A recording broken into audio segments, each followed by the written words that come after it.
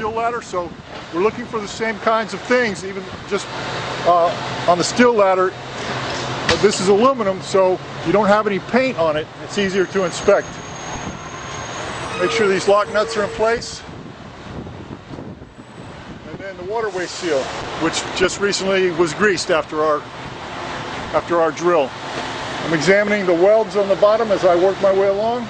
And if you notice right here, this is a heat sensor label for the aerial ladder. If that turns black, then that means it's been exposed to 300 degrees. Each section has a pair in the middle and a pair at the end. We walk out, more attaching hardware for the guide blocks. You can see another set of guide blocks here and attaching hardware. And you can see this brace right here that holds the waterway in place. We want to look at all the welds here, make sure nothing is cracked or come loose.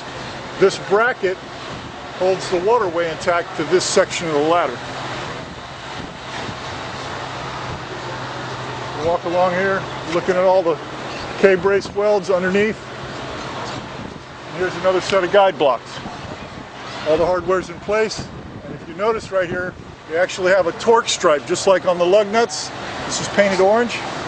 That's an indication that that's been torqued to the appropriate force to hold that guide block in place. Right.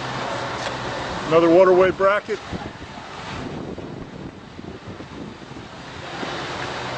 Now we're going to get out here to the end and we're going to have a look at the tip of the ladder. Okay, this is a replaceable tip.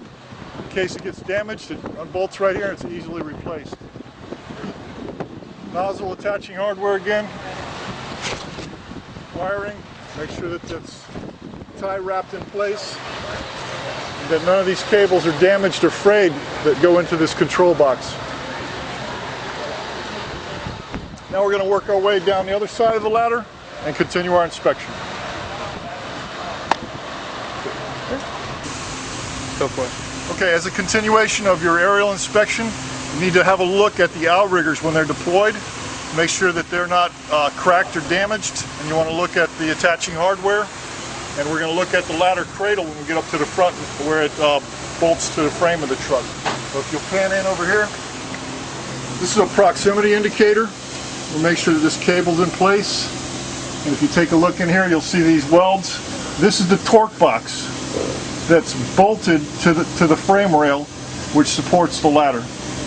Okay, so we want to look at the rail itself, look at the lines. We're looking for any kind of hydraulic leaks.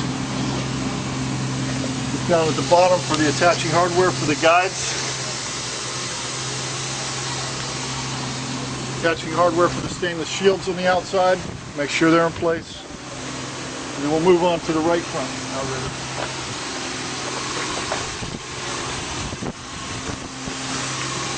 Another proximity switch that indicates when the beam is retracted right here. You want to look at the attaching hardware. And here's some hydraulic lines, okay, that supply, let's see, supply the extension rod, which is inside the beam.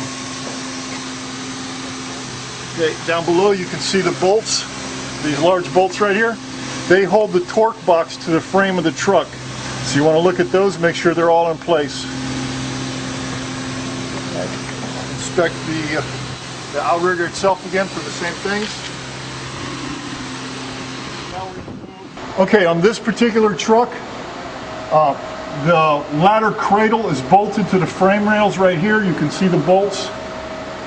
They have nuts on them. You want to make sure that the bolts are in place. There's no cracks in the welds. And then follow it up through the engine compartment. And then you can see it up there as it protrudes above the compartment and cradles the ladder. So you want to inspect that entire assembly. Make sure that the guide blocks are in place on the ladder itself. Make sure that there's no damage to that support structure, the ladder cradle.